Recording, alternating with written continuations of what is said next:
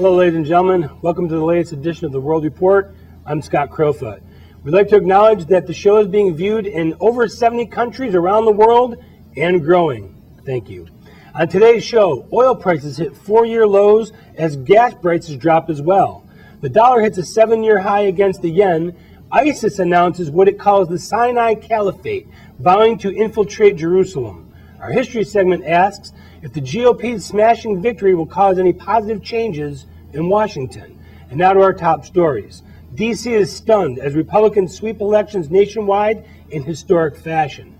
7 or more Senate seats, expanding its control in the House, governorships in dark blue states like Massachusetts, Illinois, Maryland, and Wisconsin. The GOP wins every single congressional seat in Arkansas for the first time in 141 years.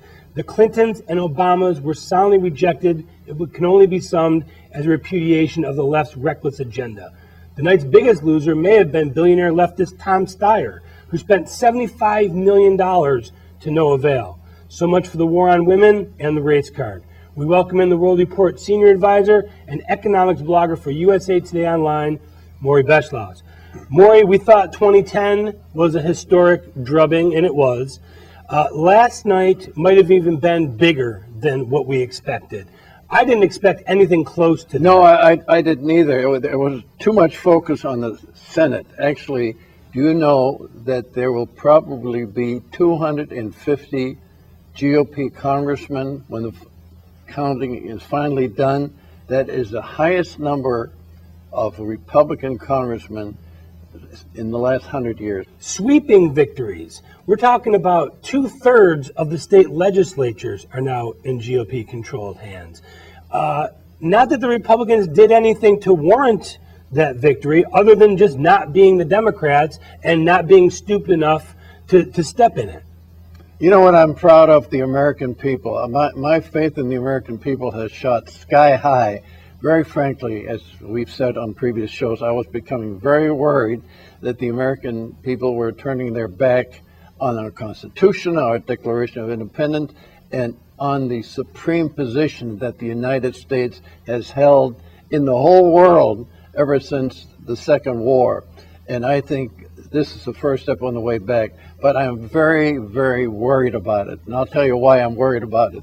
I believe that our president, Mr. Barack Obama, is so unscrupulous in the way he uses executive orders that unless McConnell and the House does something about it and sits down and gets just as tough with him as he has been by turning his back on our Constitution, I think Obama, in the 2 more years that he has, he actually will be in power until January 20th, 2016. We'll find, first of all, foreign policy, he'll do whatever he wants.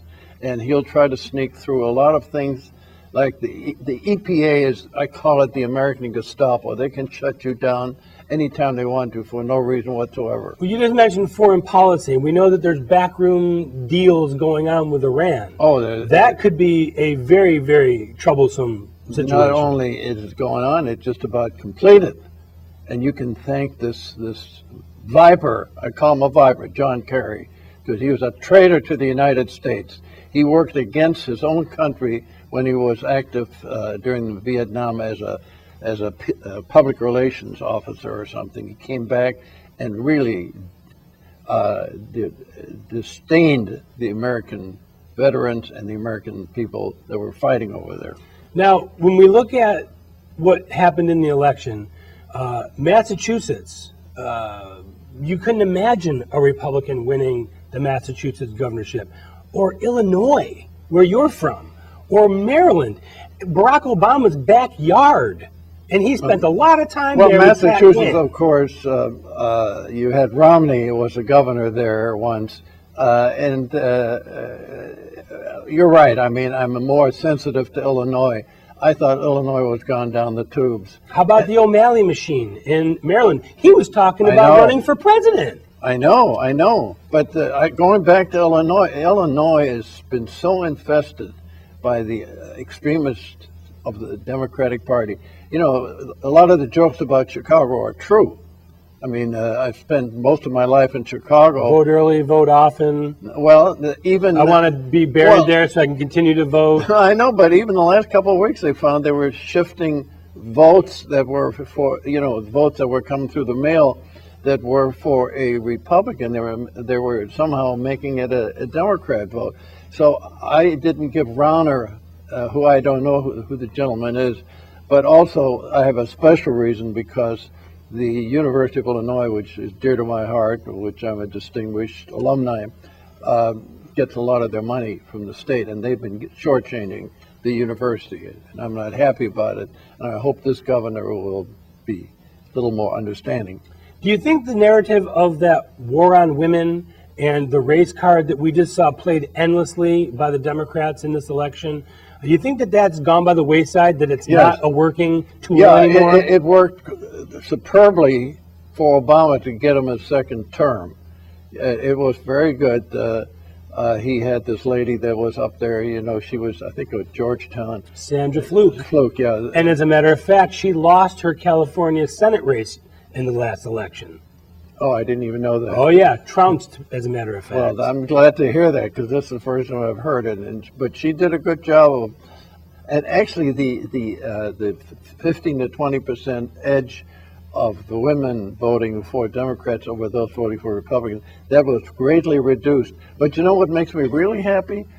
The young group, 18 to 25, that I figured that I had given up on them. I figured they had been so misled by their socialistic professors that there was no chance. Well, that's changing because they're beginning to see what the future holds for them, and I think that has had a lot to do with it. I think from a standpoint, from a philosophical standpoint of the future of America, I think that election that we just had, the midterm election, very promising. From the standpoint of getting anything done in the next couple of years, I'm not that sure.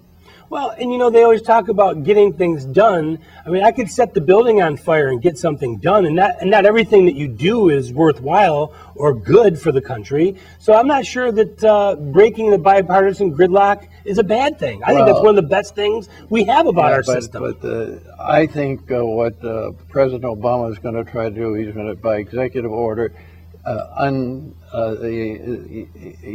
undenominated, or what do they call it, when you're not, when you're a foreigner and you haven't gotten your citizenship or you're not even recognized as an American. I think he's going to try to legitimize the undenominated aliens. I think you're going to have a huge backlash from the American public because that's exactly this what time they they're said. watching. I know. They said, we don't want this anymore. We don't want the debt, the deficit. We're sick of coddling Islam. We're sick of letting anyone into the country. And they want honesty. When they talk about the basic lack of people unemployed, unemployment's going down, most of those are part-time workers. If you have somebody working for you 30 hours or less, you don't have to give them any benefits, including Obamacare. So the number of people that have been employed have been the largest number ever that are not working full-time. And you think about the things that they held off until after the election, like Bo Bergdahl's investigation. That's going to come out, and that's going to be very a black eye for the administration. Yeah. What about Fort Hood, where this Islamist killed 13 Americans? The Obamacare premiums are about to skyrocket. That's going to happen. They held that off until after the election. They're about to. They are skyrocketing. That was one of the number one things that people were complaining about that voted. The economy is a big deal now. Nobody's kidding anybody. When they at one time, agencies like even the U.S. Information Agency, the Energy Information Agency, which I use quite a bit, they're very good, but even they are told what to say. There is an agency out there that isn't directed by the White House.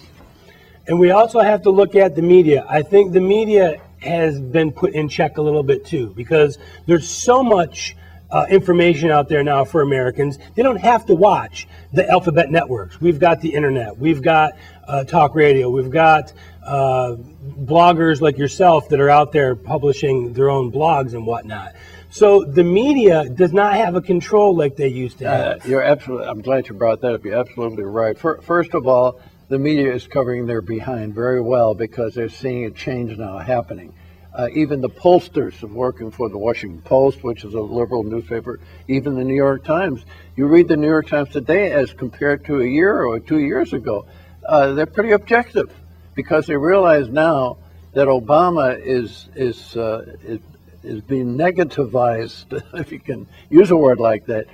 Most American people don't like the man anymore. You know, he used to be, what a local boy makes good type of thing, and here's a black person who became the president of the United States. All of this was Historic. Historic, and something people appreciated and respected that we could have that. Now, I think the majority of the American people dislike him. Well, the thing is that he doesn't do his job. He likes to campaign. He likes to give speeches. He likes to give advice, but he doesn't like to govern. And he doesn't actually like to do the day-to-day details of what it takes to get the country going. No, it's worse than that. If he did nothing, he would be better off. But he does. He promises. I'm sorry to say this. He prevaricates.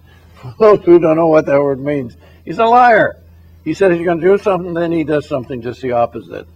And he never, you don't know the difference anymore whether he's telling the truth or whether he's not. And you get numb to it after a while. You get very much you've got these hacks, like the spokesperson for the State Department and for DOJ. Psaki, God. Even Josh Earnest. I mean, these people cannot be taken serious.